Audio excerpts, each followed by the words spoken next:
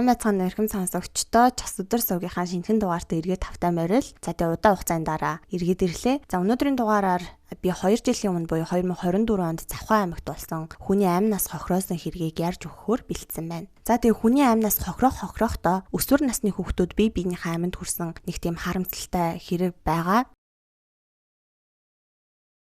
Үйл явдал юу болсон тухай ярил 2024 оны 4-р сарын 16-ны өдрийн 16 цагийн үед Завхан аймгийн нэгэн сургуулийн сурагчдын дотор байрны ажилтан сурагчдын дотор байр руу ороход ахлах ангийн нэгэн сурагч орон дээрээ хөвтөжсэн бөгөөд сэрээгээд асуусан чинь П гэдэг хүүхэд намайг зодсон. Гэхдээ би гайгүй гэж хэлсэн юм байна. Ингээд дотор байрны ажилтан дотор байрнаас гараад эмнэлэг рүү очиж эмчийг авчираад сурагч хүүг үзүүлэхэд эмч бол гайгүй толгоо нь хөдөлсөн байна. Толгоо одоо тархи нь хөдөлсөн байна гэж хэлээд эм бичиж өгөөд тариа хийгээд буцсан байдаг. За тэгээд маргааш нь буюу 2024 оны 4-р сарын 17-ны өглөө 8 цаг 50 минутын орчимд хүүгийн биеийг асуух гээд одоо ажилтан дотор байр руу явж исэн чинь сургалтын менежер дотор байрны үүднээс түүнийг даллаад зогсож исэн байна. Ингээд сургалтын менежер дээр яваад очиход хүүг нас барсан байна гэж хэлсэн байдаг. Дотор байрны багш ажилчид болон бусад хүүхдүүдээс мэдүүлэг авч эхэлсэн бөгөөд гэрч нарын мэдүүлгээс одоо та бүхэндээ хүргэе.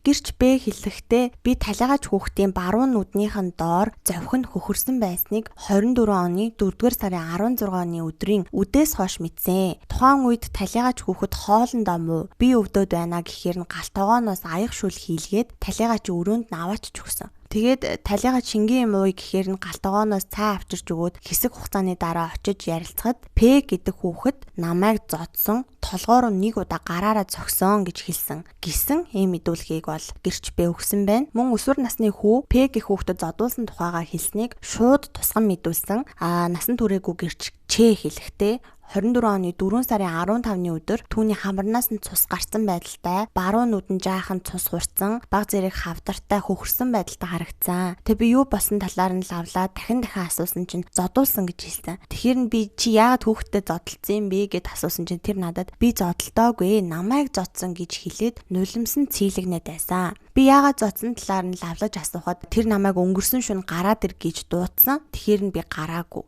Тэгээд энэ асуудлаас болж намайг зодсон гэж хэлжсэн гэж байгаа юм. За тэгээ мэдээч дотор байранд бол нэг хүүхэд ганцаараа байдаггүй нь ойлгомжтой. За тэгвэл амь хохирогч хүүгийн нэг өрөөнд хамт амьдардаг байсан тэр хүүхдүүдийнх нь өгсөн мэдүүлгээс нь дуртаад явъя. За түүнтэй хамт амьдардаг байсан насан туршаагүй гэрч Б хэлэхдээ за 4 сарын 15-ны орой бол бид дөрөв өрөөндөө байж байсан. Хохирогчийн утас руу нэг хүүхэд залгаад чи миний найзуудыг зодсон. Гараад ир гэхээр нь бид дөрөв байрны урд 0-ны тэнд гараад 0-ын хажуу зогсож байсан чинь 6 хүүхэд ирсэн.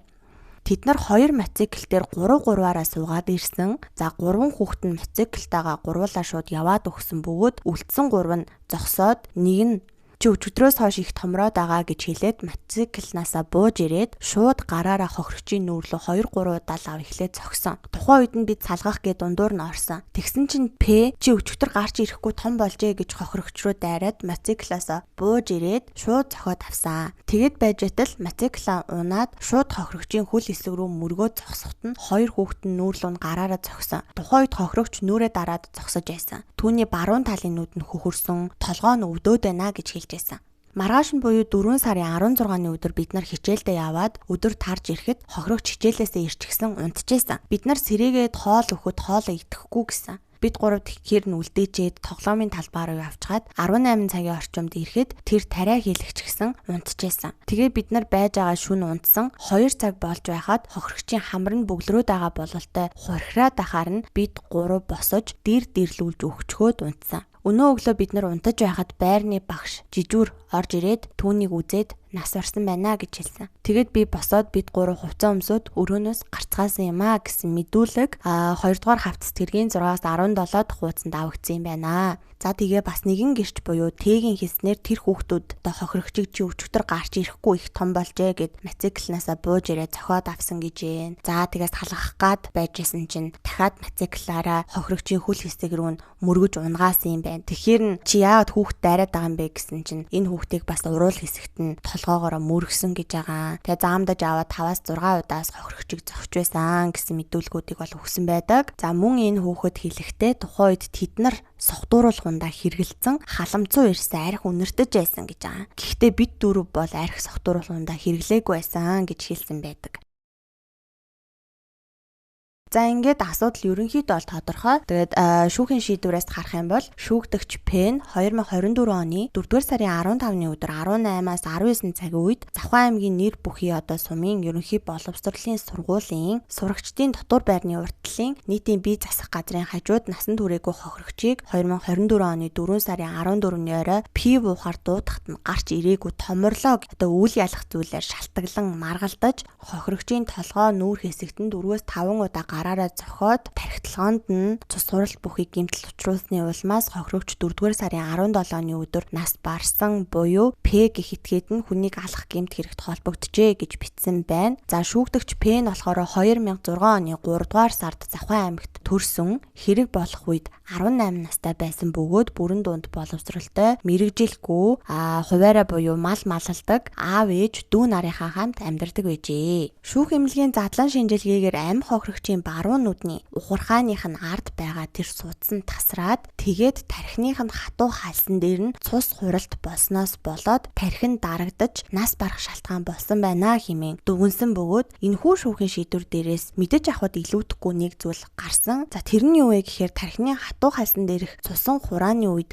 яг тархит оргилтын шинж тэмдэгтэй яг адилхан шинж тэмдгүүд илэрдэг юм байна. Жишээлх юм бол тархит орохоор бид нар бөөлждөг, толгоо өвддөг, дотор муухаардаг гих зэрэг яг тархит орхисон юм шиг энэ шинж тэмдгүүд бол ихэнх үедээ ажиглагддаг. Гэвч тархинд цус хурсан уу эсвэл энгийн тархит оргилт байсан уу гэдгийг компьютер томограф эсвэл рентген зургаар л онош тодруулах боломжтой бөгөөд тархит оргилт гэж бодоод удаан хугацаанд байснаас үүдэн тархиндх цусан хурааны хэмжээ нь ихсээд тэгээд тархины дарагдлын шинж тэмдгүүд нэмэгдэж эхэлдэг. Хүндрэл нэмэгдэж эхэлдэг гэсэн үг. За жишээлх юм бол тухайн өвчтөн унтаарах, за тэгээд ухаангүй болох шинж тэмдэг илрэх боломжтой байдаг юм байна. Хэрв тархин хөдөлсөн байх гэж бодож байгаа хэн нэгэн унтаараад ухаангүй болж эхлэх юм бол маш яралтай компьютер томограф эсвэл рентген зургаар оншийн тогтоолгоод тэгээ мэс заслын аргаар дарагдсан тархийг нь чөлөөлж амь насыг нь аврах боломжтой байдаг юм байна. Тухайн суманд компьютер томограф эсвэл рентген авдаг аппаратууд байдаггүй юу гэдгийг яг сайн мэдэхгүй ч гэсэн хүүг үтсэн сумын эмч яралтай аймгийн төв рүү шилжүүлчих гэсэн бол аврах магадлал байсан болов уу гэж харамсаж байлаа. Ингээд бүгдээрээ шүүх хурлын үр дүн яар шийтгэлээс дурдах юм бол шүүгдэгч Пэг хүнийг санаатаа алах буюу эрүүгийн хуулийн 11-т заасан гэмт хэргийг үйлдсэн гэж үзэж байгаа боловч шүүх хурлыг 5 хоног хойшлуулж агаад хохирогчийн ар гэрт нь оршуулгын зардал болох 18,620 мянган төгрөгийг шилжүүлсэн байгаа юм аа. За үүнээс шалтгаалаад эрүүгийн хуулийн ерөнхий ангийн 6-гийн 5 дугаар зүйлийн 1 хэсгийн 1-ийн 2 зааснаар учруулсан хохирлоо нөхөн төлсөн бол хөнгөрүүлэх нөхцөл байдалд харгалзан үзнэ гэж заасан байдаг тул тус хуулийн ерөнхий ангийн 6-гийн 7-гийн 1-ийн 4-т заасныг журамлан 8-аас 15 жилийн ял онох боломжтой байсныг нь хөнгөрүүлээд 5 жил 6 сарын хугацаагаар хорих ялаар шийтгсэн юм байна. За тэгээд үүнээс гадна иргэний хуулийн 5-ын 11-р зүйлийн 11-ийн 5 дахь хэсэгт гэмт хэргийн улмаас хохирогч нас барсан бол түүний гэр бүлийн гишүүдийн сэтгцэд учирсан гим хоорыг арилгах, за нөхөн төлбөрийг тогтоохдоо хөдөлмөрийн хэмжээний доод хэмжээг 150 дахин нэмэгдүүлсэн хэмжээгээр нэг бол нас барсан хүний нас нь хүн амын дундаж наслалтаас хэдэн насаар зөрүүтэй байгаа юм. За тэрийг нь хөдөлмөрийн хөлсний доод хэмжээг 5 дахин нэмэгдүүлсэндээ тэнцэх хэмжээний мөнгөн дүнгээр үржүүлэн олгохоор хуульчилсан байдаг юм байна. За үүнээс аль тооцоолол нь яг хохирогч талдаа ашигтай байгаа юм гэдгийг шүүх тогтоодог. За тэгвэл хохирогч маань нас барах үедээ 17-наас 3 сар 19 хоногтой байсан тогтоогдсон. Тэгэхээр хоёр дахь тооцоолол нь илүү хохирогч талдаа ашигтай гэж үзсэн. Үндэсний статистикийн хорооны 2023 оны статистикээс харахад Монгол эрэгтэй хүний дундаж наслалт 67,62 байгаа бөгөөд үүнээс хохирогчийн нас болох 17.4-ийг хасаад 450,22 болж байгаа. За амь хохирогчийн наслалтын энэ зөрүүгийн тухайн үеийн хөдөлмөрийн хөлсний доод хэмжээ буюу 660 мянгаыг 5 дахин нэмэгдүүлсэнтэй тэмцэх хэмжээний мөнгөн дүнгээр үржүүлэн тооцоход нөхөн төлбөрийн хэмжээ нь 165 сая 726 мянган төгрөг болж байгаа. Гэхдээ хохирогчийн хууль ёсны төлөөлөгч нь гэмт хэрэгтнээс 150 сая төгрөгийг нэхэмжилсэн байгааг харгалзаж үзээд яг 150 сая төгрөгийг нь гаргуулахаар тогтоосон юм байна. Энэхүү хэрэг нь өсвөр насны хүүхдүүдийн хооронд үүссэн үйл ялах маргаан хэрхэн амь насны хохирох хэмжээнд хүрч болдгийг бодит жишээгээр харуулж ийн гэж бодож байна. Мөн шүүх хурлыг хойшлуулан байж оршуулгын зардал төлснийг гэмт хэргийг хөнгөрүүлэх нөхцөл байдал гэж авч үзсэн атлаа тухайн үед цогтууруулах хундаа тэд нар хэрэгэлсэн байсан. За магадгүй бүлгэлсэн байдалтай байгааг яагаад харгалзаж үзээгүйг би өөрөө хувьдаа их гайхлаа. Ингээд хууль ёсны шийдвэр гарлаа гэд нийгмийн хувьд асуудал бол дуусахгүй. Өсвөр насны хүүхдүүдийн архиталт, за бүлэглэн нэгнийгээ дарамтлаж байгаа байдал, сэтгэл хөдлөлөө хянах байдал сул байгаа. Мөн дотор байрны орчны хяналт, эрүүл мэндийн анхан шатны онцлогооны боломж сумдуудад хэр зэрэг хүрэлцээтэй байдаг зэрэг олон асуудал энэ хэрэг дээр харагдаж байна гэж бодож байна. Хамгийн анхаарал татж байгаа зүйл саяны дурдсанчлан тархины хатуу халсан дээрх цус хуралт нь гаднаас харахад энгийн тархи дөргөлт яг адилхан илэрдэг. Хэрв тухайн үед компьютер томографийн шинжилгээ хийж мэс таслын аргаар тархины дарагдлыг яаралтай арилгасан бол амь насыг нь аврах боломж байсан хэсэгтэр асуулттай бид нар үлдэж байна. Ер нь тэгээд хин нэгэн толгоондоо гэмтэл авчихсан байх юм бол зүгээр л нэг тархинд дөрөгцсөн байна гэж хэлбэраар бодож болохгүй бид нар сурч авлаа. Мөн өсвөр насныхны дунд үүсэх тэр хүчирхийллийн нэг дээрлэж байгаа байдал нь зүгээр хүүхдүүдийн маргаан гэд орхиж болохгүй гэдгийг энэ хэрэг сануулж байна. За тэгээд энэ хүртэл сонссон, надтай хамт байсан, анхаарал тавьсан та бүхэндээ баярлалаа. Бүгдээрээ тун удахгүй эргээд уулзъя. Түр баяртай сонсогчдоо.